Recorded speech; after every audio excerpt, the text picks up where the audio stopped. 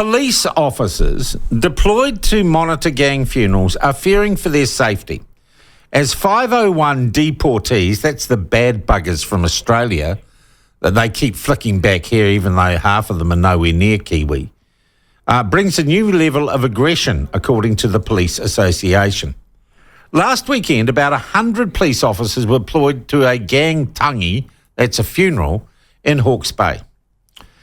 This weekend, extra police are heading to the Bay of Plenty for a gang memorial in Opotiki.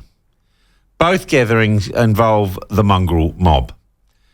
And the worry is that with more gang members here, more criminal activity, and what has been going on for several years, turf wars for drug dealing territory. And I don't know, for bragging rights or whatever these morons do. But in the middle of it all, with a government that's promised to crack down on gangs, are the police. And one of the people concerned about this is Steve Watt. He's the Police Association's Vice President, and he joins us on the line now. Steve, welcome to the platform. Thank you very much indeed for joining us. Good morning, Sean. Thanks for having me. All right, now look, are you on the speakerphone? Because we might take you off it. You sound like you're in a barrel. How does that sound? Is that a bit better, Sean? That is much better, mate. Thank you very much indeed. Perfect. Look, the 501s have been with us literally for years. This problem, this exporting from Australia and for New Zealand importing of hardened criminals has been going on for a while. Yeah. Does it directly increase gang tensions and activities across the board for a start? Oh, absolutely. You know, there's been a strategic realignment of the New Zealand gang scene and methamphetamine trade. The deportation of New Zealand citizens who are outlawed motorcycle gang members from Australia, or 501 deportees, is contributing to that professionalisation and sophistication of gangs here in New Zealand. And that includes developing and expanding their meth networks. All right. Now, Steve, can you explain to me how that makes a gang tangi in Hawke's Bay or a memorial in Opotiki any more dangerous than it was before? And look, it relates to the type of gang member that we're getting in. The Comancheros set up relatively shortly after the first 501s were deported from Australia.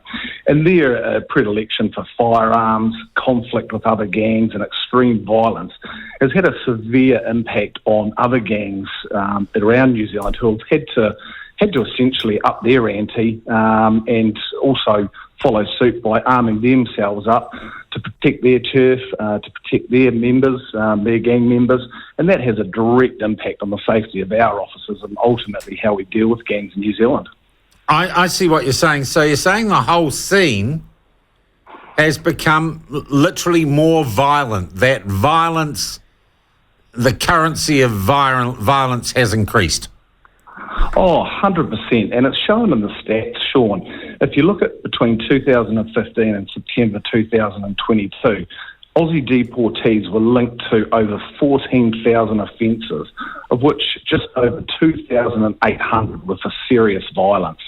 So that's a massive increase in violence within New Zealand that's directly attributed to those 501s coming from Australia. All right. Steve, some people would say they're not too concerned that the gang tensions, that the gang warfare, it's mongrel on mongrel. It doesn't concern the average citizen.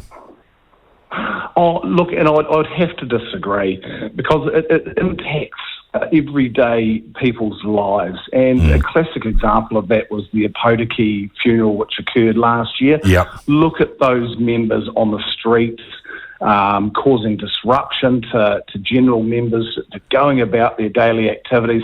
So it 100% has an impact on everyday New Zealanders, and we need to make sure that we're cracking down on this so that those who just want to live a normal, happy, healthy life can do so without the fear of retribution or interference from gangs.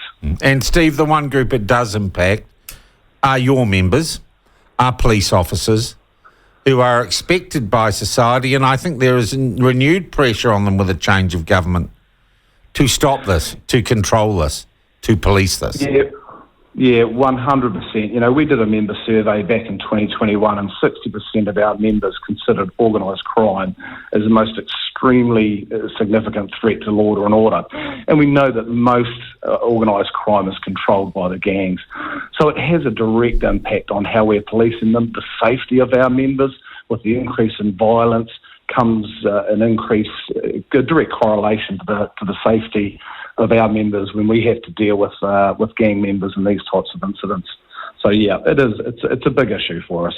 Is there any policy, any initiative on the horizon introduced by this government that is going to improve the situation, Steve? Or is there something more that needs to be done?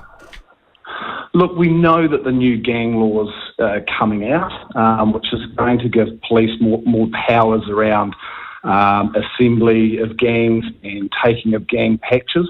The reality is we always welcome a piece of legislation which is going to give us a better ability to deal with gangs.